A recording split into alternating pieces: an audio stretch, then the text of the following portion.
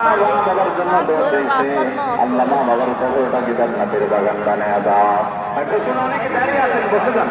পেছনে যারা দাঁড়িয়ে আছেন কাতারবদ্ধ হয়ে বসে যান, তাড়াতাড়ি অতি দ্রুত কাতারবদ্ধ হয়ে বসে যান, কাতারবদ্ধ হয়ে বসে যান, তাড়াতাড়ি ভাই, তাড়াতাড়ি কাতারবদ্ধ হয়ে বসে যান। কে আছেন ভাই মার জন্য বাবার জন্য দান করে যাবেন? মুসলমান ভাইয়েরা মা নাই বাবা নাই, মার জন্য বাবার জন্য কিছু দান করে যাবে।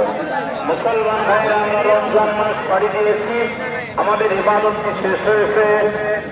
কি বলেন, রমজান মাস শেষ, ইবাদতও কি শেষ না? ইবাদত শেষ হয় না, একের পর এক ধারাবাহিকভাবে আমাদের ইবাদত চলবে। রমজান মাস শেষ হয়েছে, ঈদুল ফিতর আমরা নামাজ পড়তেছি, আবারও আগামীতে আবার আমাদের আরেকটি ইবাদত আছে, সেটা হলো ঈদুল আজহা, কুরবানির ঈদ যেটাকে বলা হয়। কথা বলেন ঠিক কিনা? সেই ঈদ আবারও আছে, সেই ইবাদত আছে, এবং সামনেতে বড় হজ আছে। অনেকে হজের নিয়োগ করেছে, অনেকে হজে যাবে। যারা নিয়োগ করেছে আল্লাহ তাদেরকে কবুল করুক, আল্লাহ তাদেরকে কবুল করুক।